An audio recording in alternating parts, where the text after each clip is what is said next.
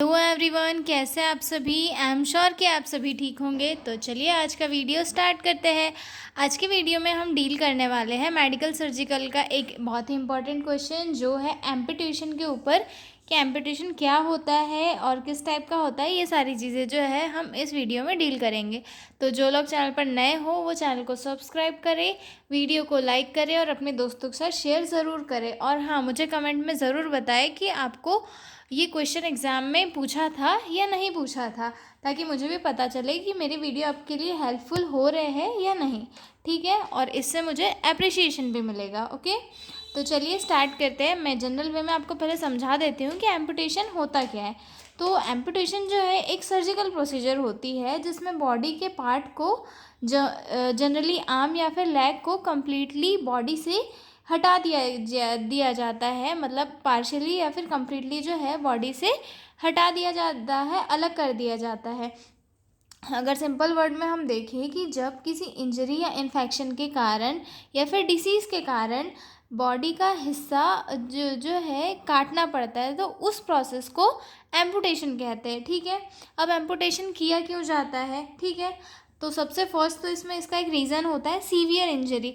जैसे कि car accident है, उसमें किसी का पैर या फिर हाथ इतना ज़्यादा फ्रैक्चर हो जाता है कि उसे ट्रीट करना इम्पॉसिबल है, या फिर वो जो है वापस से ठीक नहीं हो पाता, तो जिसकी वजह से उसका है वो हाथ या फिर पैर उसकी बॉडी से हमें अलग करना पड़ता है। तो इस प्रोसीजर को जो है एम्पुटेशन क्या कहा जाता है। ठीक है, सेकंड देखें अगर हम for example poor blood circulation, मतलब मोस्टली डायबिटीज़ में देखा जाता है। डायबिटीज़ की वजह से जो है ब्लड सप्लाई कट हो जाती है और बॉडी पार्ट डेड हो जाता है। ठीक है, तो तो ये भी एक कारण होता है जिसकी वजह से पेशेंट की बॉडी में हमें जो है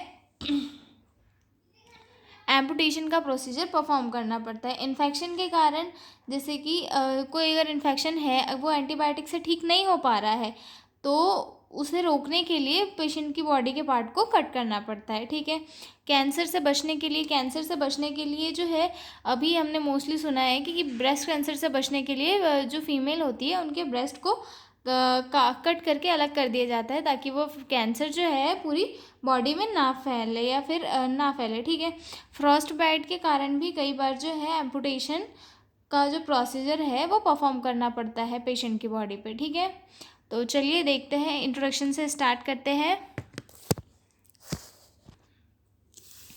amputation is the surgical removal of limb or body part typically performed when the affected area is severely damaged, diseased or pose a significant health risk।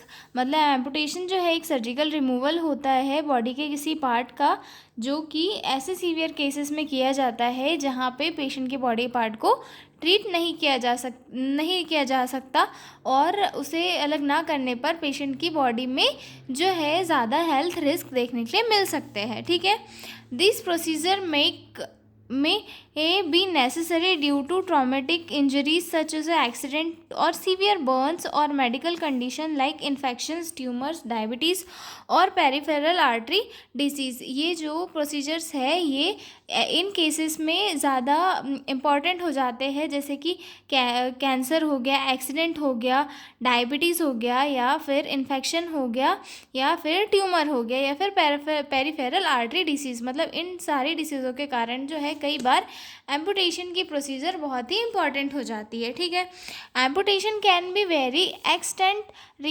ranging from the removal of a small portion of limb like fingers to complete removal of larger body parts such as an arm or leg।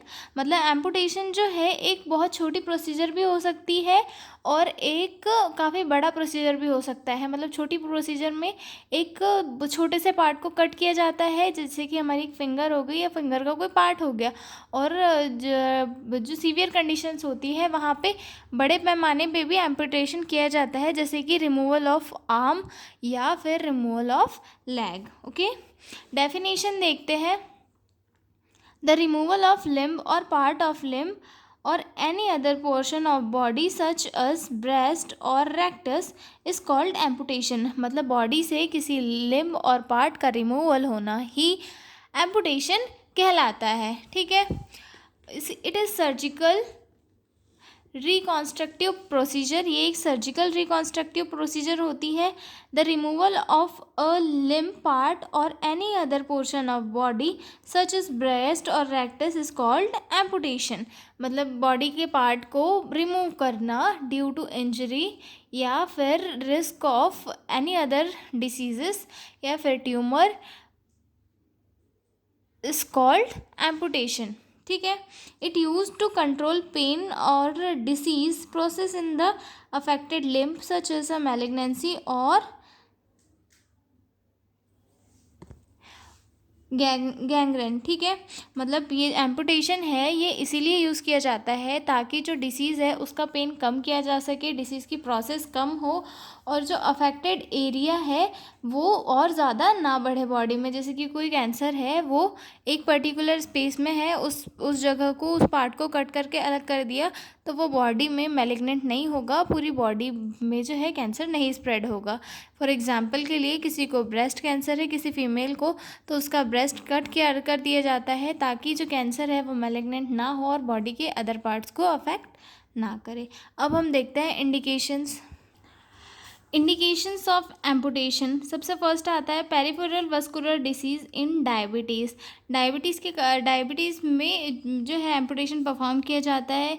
Severe trauma अगर किसी को है तो उस time पे किया जाता है, एक्सीडेंट वगैरह हो गया। कॉन्जेनाइटल डिफॉर्मिटी है तो एम्पुटेशन परफॉर्म किया जाता है। मैलिग्नेंट ट्यूमर होते हैं तो परफॉर्म किया जाता है। ऑस्टियोमाइलाइटिस इन्फेक्शन या फिर इन्फेक्शन के कारण भी जो है एम्पुटेशन परफॉर्म किया जाता है। To relieve symptoms, improve function and save patient quality of life. मतलब जो बॉडी के सिम्टम्स है उनसे कम करने के लिए और बॉडी की फंक्शन को इम्प्रूव करने के लिए और पेशेंट की जो क्वालिटी ऑफ लाइफ है उसे बचाने के लिए जो है एम्पुटेशन का प्रोसेस परफॉर्म किया जाता है। उसके बाद देखते हैं टाइप ऑफ एम्पुटेशन कि एम्पुटेशन किन टाइप का होता है। सबसे फर्स्ट जो है ओपन या फिर इसे ग्यूलोटीन भी कहा जाता है। It used with infection and for patient who are poor surgical risk. मतलब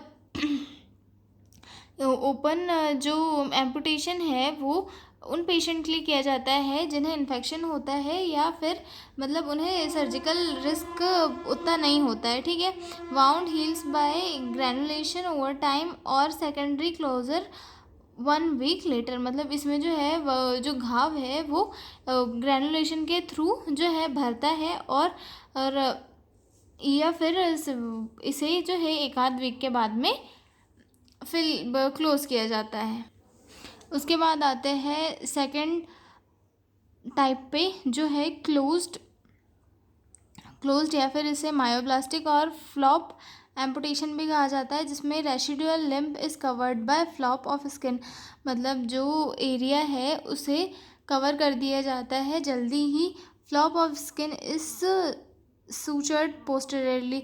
मतलब जो इसे स्किन से कवर कर दिया जाता है और वहीं उसे सूचर करके जो है पैक कर दिया जाता है वहीं पर। ठीक है, अब इसमें देखते हैं टाइप ऑफ ड्रेसिंग। सबसे फर्स्ट आते हैं सॉफ्ट ड्रेसिंग और सिक्योर विथ इलास्टिक बैंडेज। मतलब इलास्टिक बैंडेज के थ्रू जो है इसे सिक्योर किया जाता है। उसके बाद आता है क्लोज्ड रिजिड प्लास्टर ड्रेसिंग। मतलब इसे प्लास्टर के थ्रू जो है सिक्योर किया जाता है। अब हम देखते हैं इसके कॉजेज़ में फर्स्ट है circulatory disorder, neoplasm, trauma, deformities, infection, athlete performance. ये सारे कॉजेज़ होते हैं जिनके कारण जो है हमें पेशेंट में एम्पुटेशन परफॉर्म करना होता है। सबसे फर्स्ट देखते हैं circulatory disorder, diabetes, foot infection और gangrenes the most frequent reason for infection related to amputation. मतलब जो डायबिटीज़ वाले पेशेंट होते हैं उनके फुट में कई बार इन्फेक्शन हो जाता है और उन्हें सेंसेशन ना होने की वजह से उन्हें पता भी नहीं चलता है, तो जिसकी वजह से कई बार क्या होता है पेशेंट का जो फुट है उसे ही रिमूव करना होता है। Sepsis with peripheral necrosis. ठीक है, उसके बाद आते हैं नियोप्लाज्म, कैंसर बोन और सॉफ्ट टिश्यू। मतलब osteocarcinoma most frequent reason of infection related to amputation. मतलब कैंसरस बोन या फिर नियोप्लाज्म के कारण भी जो है पेशेंट की बॉडी में एम्पुटेशन परफॉर्म करना पड़ता है, सेप्सिस विद पेरिफेरल नेक्रोसिस। उसके बाद आता है ट्रॉमेटिक, मतलब एक्सीडेंट के कारण जो परफॉर्म किया जाता है। उसके बाद आता है deformities. Deformities is digit and limbs, focal,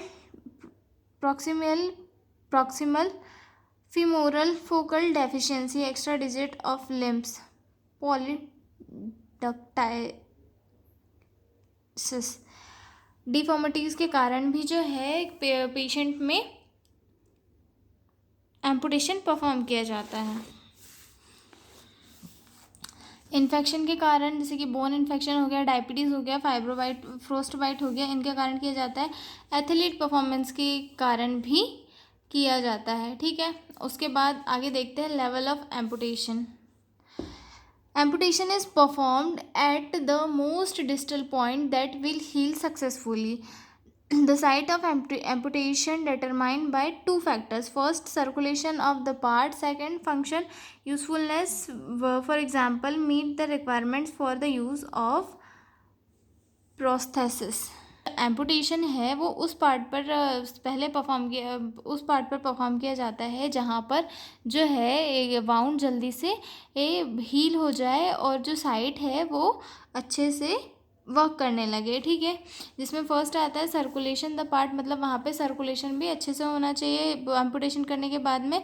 secondly, जो यूज़फुलनेस है उस पार्ट की वो भी प्रॉपर होनी चाहिए, ठीक है। There are two levels of amputation: level of amputation of upper extremity, then second है level of amputation of lower extremity. इन्हें अब हम आगे डिटेल में देखते हैं। आगे देखते हैं इसके कॉम्प्लिकेशन, जिसमें आता है हिमोरेज आता है फर्स्ट, उसके बाद आता है इन्फेक्शन, उसके बाद स्किन ब्रेकडाउन, जॉइंट कॉन्ट्रैक्चर या फिर फॉन्टम लिम्ब पेन, ये एसेंसेबल पेन इन आर्म और लेग।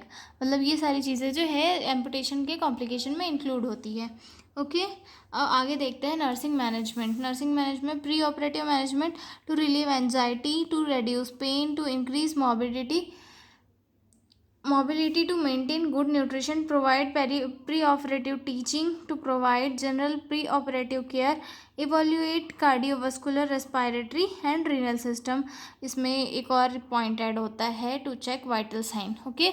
ये प्री ऑपरेटिव मैनेजमेंट हो गया। उसके बाद पोस्ट ऑपरेटिव मैनेजमेंट में complication are monitored.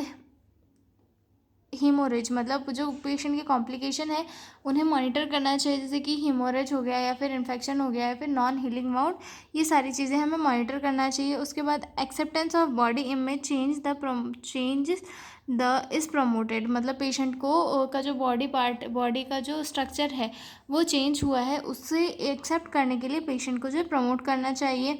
To monitor fluid balance, patient की बॉडी में जो है फ्लूइड का बैलेंस चेक करते रहना चाहिए। उसके बाद आगे देखते हैं मॉनिटरिंग एडिक्वेट टिश्यू परफ्यूजन, जो टिश्यू परफ्यूजन है उसे मॉनिटर करना चाहिए। गिव साइकोलॉजिकल सपोर्ट, पेशेंट को साइकोलॉजिकल सपोर्ट देना चाहिए जिससे कि पेशेंट की एंजाइटी है वो काफ़ी हद तक कम हो।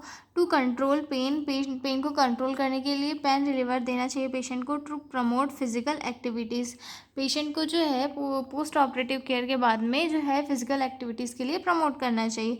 To give general post operative care, patient को जो है जनरल पोस्ट ऑपरेटिव केयर भी प्रोवाइड करनी चाहिए। आगे देखते हैं इसकी nursing diagnosis.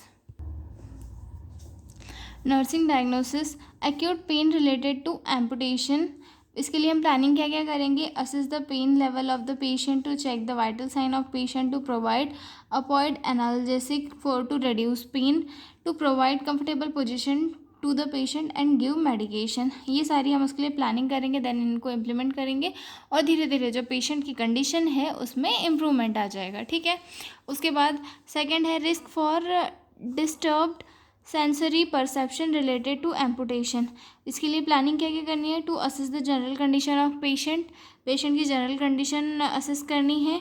To check vital sign check करना है। प्रोवाइड एंटी डिप्रेसेंट ड्रग, मतलब पेशेंट को जो है एंटी डिप्रेसेंट ड्रग देना है। To encourage patient for activities, patient को एक्टिविटीज़ के लिए इनकरेज करना है ताकि उसकी जो मेंटल एक्टिविटी है वो बढ़े। उसके बाद तो provide appropriate sensory stimulation, for example through touch और temperature to areas of body, मतलब पेशेंट को जो है सेंसरी स्टिमुलेशन चेक करते रहना चाहिए पेशेंट का टच और टेम्परेचर चेक करने के थ्रू। उसके बाद to provide psychological support, patient को साइकोलॉजिकल सपोर्ट देना चाहिए। To modify the environment and to accommodate the patient sensory needs, environment को मॉडिफाई करना चाहिए ताकि पेशेंट जो है उसमें कंफर्टेबली रह सके, अपनी हेल्थ को प्रमोट कर सके। ठीक है, उसके बाद आते हैं थर्ड डायग्नोसिस पे, disturb body image related to amputation. उसके बाद इसकी प्लानिंग देखते हैं। Develop a trusting relationship to provide emotional support to patient, to provide safe space for the patient to express their feelings। फिर उसके बाद आता है educate the patient about physical and emotional changes दे में एक्सपीरियंस पोस्ट एम्पुटेशन, मतलब ये सारे जो है हमें उसके परफॉर्म करना है जिससे कि उसकी जो एंजाइटी है वो कम हो और उसका जो डिस्टर्ब बॉडी इमेज है उसे वो एक्सेप्ट कर सके। तो ये नर्सिंग डायग्नोसिस थी, इनके ऊपर आप केयर प्लान बना सकते हैं। और हाँ, इसमें एक और केयर प्लान आप ऐड कर सकते हो, फ्लूइड इलेक्ट्रोलाइट इम्बैलेंस वाला और नॉलेज डेफिशिएट वाला। ये दोनों जो है आप अपने साइड से ऐड कर सकते हो और उसके बाद आपको हेल्थ एजुकेशन देना बहुत इंपॉर्टेंट होता है। ठीक है, आई एम श्योर कि आपको ये क्वेश्चन समझ में आया हो। आप अगर कोई क्वेरी हो तो आप मुझे कमेंट में पूछ सकते हैं। ठीक है, तो चलिए हम मिलते हैं अगले वीडियो में, तब तक के लिए bye. Please like share and subscribe.